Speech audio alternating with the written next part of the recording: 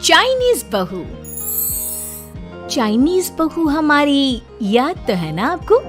भूले तो नहीं ना? हाँ भाई, थोड़ी देर में ही सही, लेकिन चाइनीज बहू की कहानी आ ही गई। क्या हो रहा है ये देश में? चाइना ने तो आतंक ही मचा रखा है। अरे क्या हो गया, क्यों चाइना को कोसता रहता है? भूल मत, तेरी ससुराल चाइना की ही है। हाँ माँ, पर ये देखना, लड़ाई झगड़े, ये बीमारी, ऊपर से ये देश कितना चालाक है, अंदर न जाने क्या क्या करता रहता है। तभी अंदर से बहू की चिल्लाने की आवाज आती है। अरे क्या हो गया बहू, क्यों चिल्ला रही है? माँ जी, ये देखिए, ये रूस ने यूक्रेन की हालत क्या कर दी है। ऊपर से चाइना में 2 बड़ा लॉकडाउन लग गया है। माँ जी, अब क्या किया जाए? अरे तो तुम लोगों को क्या परेशानी हो रही है, मैं तो यही नहीं समझ पा रही हूँ। तो क्या है ना माँ, हम लोग चाइना जाने की सोच रहे थे, सांगसू के भाई की शादी है।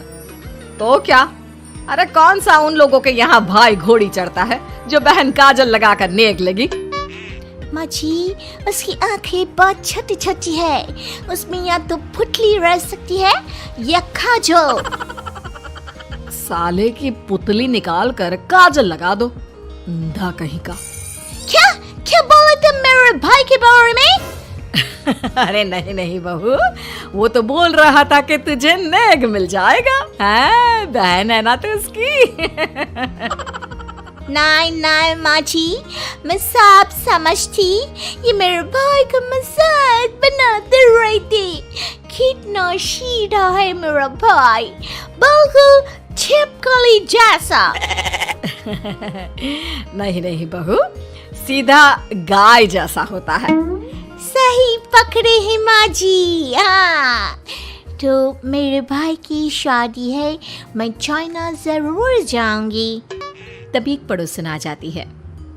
अरे नहीं नहीं बहू, तू कहीं ना जा, हम लोगों का मन कैसे लगेगा तेरे बिना। ले बहू, तेरे भाई के लिए ये शॉल रख ले, हमारी तरफ से गिफ्ट कर देना। अरे सब कितने अच्छे हैं, मेरी चाइनीज बहू को कितने प्यार से तुम लोगों ने एक्सेप्ट कर लिया। सच में बड़ी भाग्यशाली हूँ मैं। कैसी बात कर रही है? ये तो हम लोगों के देश की एक खूबसूरती है कि हर किसी को दिल से अपना लेते हैं, बस वो भी दिल से हमें अपना समझे। कैसी बात कर रही है आंटी जी?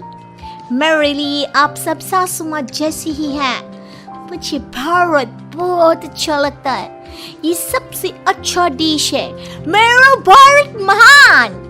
वैसे भी लड़की की शादी जहाँ होती है वो तो वहीं की हो जाती है ना। जीती रे बहू, सही बोल रही है। औरत तो होती ही पानी की तरह है, जो जहाँ जैसे रखे वैसे ही शेप ले लेती है। आंटी जी, ये थोड़ा सा ज्यादा हो गया, समझ नहीं आया। नो प्रॉब्लम, मैं चाय बना कर लाती हूँ। फिर क्या, वो दिन भी आ जाता है जब बेटे बहू को चाइना जाना पड़ता है। वहाँ जाकर बहू का भाई कहता है, मेहरबान आ गए, मेहरबान आ गए। मैंने सबको बोला कि सब हिंदी में बात करेंगे, नहीं तो बहन नाराज हो जाएगी। थैंक्स बॉय, हिंदी मेरी भाषा है, आप मुझे उसमें बात करना अच्छा लगता है। आपने जीजा जी से मिलो। ओ बहन, तुम अंदर चलो। सभी बहू को अंदर लेकर चले जाते हैं, लेकिन सांगसू का पति, वो तो बेचारा चाइना के ससुराल के आंगन में अकेला खड़ा रहता है। काफी देर तक जब कोई उसे नहीं पूछता तो वो माँ को घर पर फोन करता है। हाँ बेटा, पहुँच गए ना कुशल मंगल? हाँ माँ, लेकिन सांगसू पता नहीं कहाँ है, वो तो अंदर गई है तब से बाहर आई ही नहीं। अरे कैसी बात कर रहा है, तो तू अंदर चला जा, तू बाहर क्यों है? अरे दामाद है तू वहाँ का, उन लोगों ने तुझे बिठाया, चाय पानी कुछ नहीं पूछा? नहीं ना माँ। तभी सामने से सांगसू आती है। क्यों आप अभी तक तैयार नहीं हुए? और ये बैग लेकर क्यों कमरे से बाहर आए? इसे वहीं रख देते। कमरा? कौन सा कमरा? अरे कैसी बात कर रही हो, जब से तुम अंदर गई हो मैं बाहर ही तो खड़ा हूँ। बहू को बहुत हैरानी होती है और गुस्सा भी आता है। तभी उसका भाई और माँ आ जाते हैं। और सांगसू, अंदर खाना लग गया है। पहले ये बताओ कि मेरे पति को किसी ने खाना या पानी क्यों नहीं पूछा? वो भारत से ससुराल पहली बार आया है, वो भी मेरे कहने पर। उनकी इज्जत क्यों नहीं की? देख बेटी, तूने जबरदस्ती जिद में शादी की थी तो हम लोगों ने कर दी, लेकिन अब तुम ये सोचो, पूरी चाइना में मैं इस इंडियन को अपना दामाद बताऊं? So sorry. हाँ संगसू, और तुम भी चुप रहना, नहीं तो वो लोग मेरी शादी तोड़ देंगे। ओह, ऐसी बात है। कोई बात नहीं, मैं बाहर होटल में रह लेता हूँ, तुम वही करो जो ये लोग चाहते हैं। कैसी बात कर रहे हो?